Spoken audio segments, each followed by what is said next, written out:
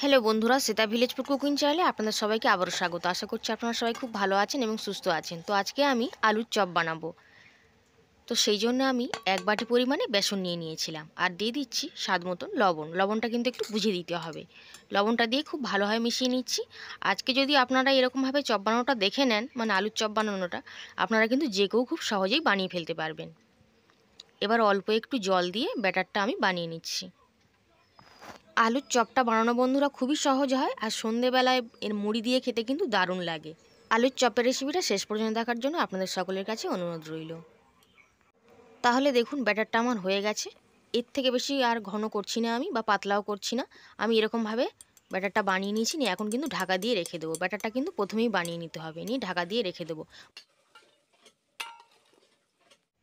এখন আমি 3টে মিডিয়াম সাইজের আলুকে সেদ্ধ করে নিয়েছিলাম। তো আলুগুলোকে খুব ভালো করে ছালটা ছাড়িয়ে নিয়েছি। নিয়ে আলুগুলোকে কিন্তু ম্যাশ করে নিতে হবে।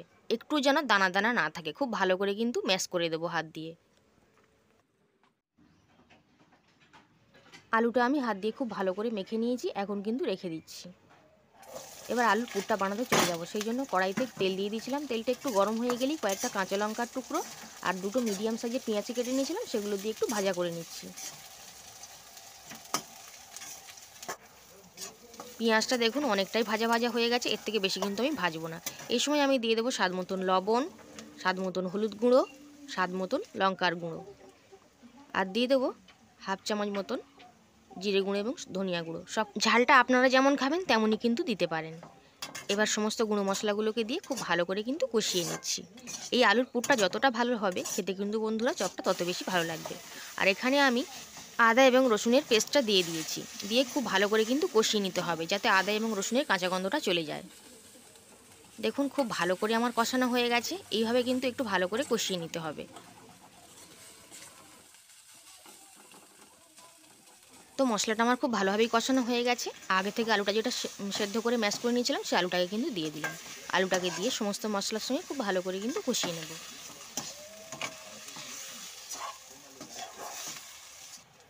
আর এখন আমি 1 চামচ মতন চিলি ফ্লেক্স দিয়ে দিলাম। এটা আর কিছুই নয়, শুধু শুকনো লঙ্কাকে আমি ভেজে নিয়েছিলাম, নিয়ে কিন্তু গুঁড়ো করে নিয়েছি।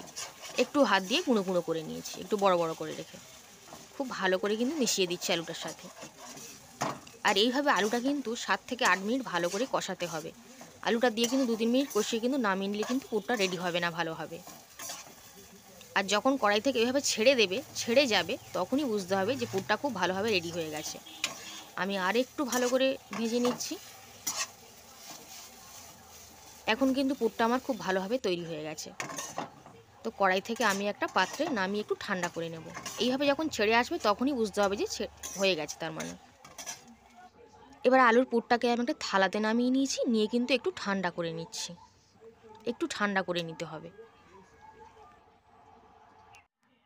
এবার আমি বেসনের ব্যাটারটা খুলে নিয়েছি, ঢাকনাটা কিছুক্ষণ কিন্তু আমি ঢাকা দিয়েই রেখেছিলাম। তারপরে আমি দিয়ে দিচ্ছি লঙ্কার গুঁড়ো, আর দিয়ে দেবো 1/2 চামচ মতন বেকিং পাউডার।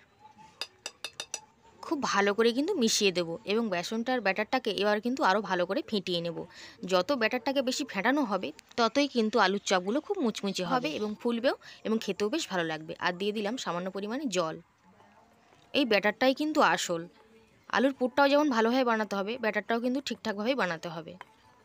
খুব ঘন করা যাবে না, খুব পাতলাও কিন্তু করা যাবে না। আমি দেখিয়ে দিচ্ছি। তো খুব ভালো করে কিন্তু আমি ব্যাটারটাকে ফেটিয়ে নিয়েছি। ব্যাটারটা দেখুন এরকমভাবে যখন চামচ থেকে পড়ছে, একটু দাগ দাগ মতন থেকে যাচ্ছে কিন্তু, তার মানে বুঝতে হবে ব্যাটারটা খুব ভালোভাবে হয়েছে। তারপরেও আমি দেখিয়ে দিচ্ছি। একটা আঙুলকে এর মধ্যে আমি সরাসরি ডুবিয়ে দিয়েছি। দেখুন আঙুলের গায়ে কিন্তু ব্যাটারটা পুরোপুরি লেগে আছে, তার মানে কিন্তু ব্যাটারটা ঠিকঠাক হয়েছে। আর যদি না লেগে থাকতো তাহলেই বোঝা যেত যে ঠিক মতন হয়নি। এদিকে আলুর পুরটা আমার ঠান্ডা হয়ে গেছে, তো আমি এরকম গোল বলের মতন বানিয়ে নিচ্ছি।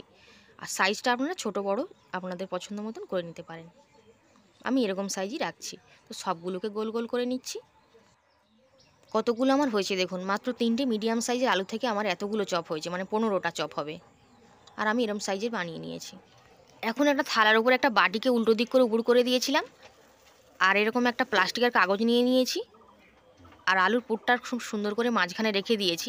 দিয়ে উপর থেকে একটা বাটি দিয়ে চাপ দিলেই কিন্তু গোল বলের মতন হয়ে যাবে। তারপর হাত দিয়ে তুলে নিলেই কিন্তু উঠে আসবে, কোনো রকমের জড়িয়ে কিন্তু যাবে না। যদি আলুর পুরটা ঠিকঠাকভাবে না হয় তাহলে কিন্তু জড়িয়ে যাবে। এরকমভাবে চাপ দিলে কিন্তু হয়ে যাবে, আর বেশি বড় করবার দরকার নেই, এরকম সাইজই করেছি। এবার আলুর চপটা ভেজে নেওয়ার জন্য কড়াইতে তেল বসিয়ে দিয়েছিলাম, তেলটা গরম হয়ে গেছে। তো সেই গরম তেলই আমি 3 চামচ তুলে এই ব্যাটারের মধ্যে দিয়ে দিচ্ছি। এই তেলটা দিয়ে দিলে কি আলুর চপগুলো বা অন্য যে কোনো চপও আপনারা যদি ভাজেন এরকমভাবে তেল দিয়ে দিলে কিন্তু খুব মুচমুচে হবে এবং অনেকক্ষণ ধরে এরকম মুচমুচেই থাকবে। তাতে বড়াগুলো কিন্তু খেতে বেশ ভালো লাগবে। এবার একটা আলুর পুরকে এরকম বেসনের ব্যাটারের মধ্যে চুবিয়ে নিয়েছি, খুব ভালো করে এপিট ওপিট চুবিয়ে নিচ্ছি। নিয়ে বেসনটা একটু ঝারিয়ে নেব, আর তেলটাকে কিন্তু খুব ভালো করে গরম করে নিয়েছি। তারপর একটা একটা করে এভাবে কিন্তু ছেড়ে দিচ্ছি। একসঙ্গে কিন্তু 3টে 4টে বা 5টা 6টাও ভেজে নিতে পারবেন।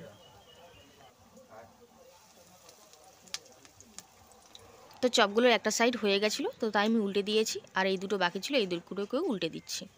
এইভাবে এপিটোপিট করে উল্টে কিন্তু লাল করে ভেজে নিতে হবে। এই চপগুলো ভাজতে বেশি সময়ের প্রয়োজন পড়বে না, খেতে কিন্তু অসম্ভব সুন্দর হয়। এরকম বৃষ্টির দিনে বা যে কোনো দিনে কিন্তু সন্ধ্যাবেলায় মুড়ি দিয়ে খেতে দারুণ লাগে। ছোটো থেকে বড় সবাই খুব পছন্দ করে থাকে।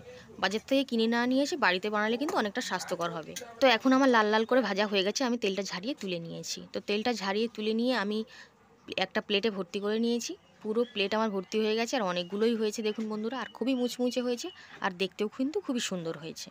আশা করি আজকের চপের রেসিপিটা আপনাদের বেশ ভালো লেগেছে। যদি ভালো লেগে থাকে অবশ্যই চ্যানেলটিকে লাইক করবেন, শেয়ার করবেন এবং সাবস্ক্রাইব করে পাশে থাকবেন। আজকের রেসিপিটা শেষ পর্যন্ত দেখার জন্য আপনাদের সকলকে অসংখ্য ধন্যবাদ। আবার হাজির হয়ে যাব অন্য কোনো রেসিপিতে। ততক্ষণ আপনারা সবাই খুব ভালো থাকবেন এবং সুস্থ থাকবেন। আজ তাহলে এই পর্যন্তই, আবার হাজির হব অন্য কোনো রেসিপিতে।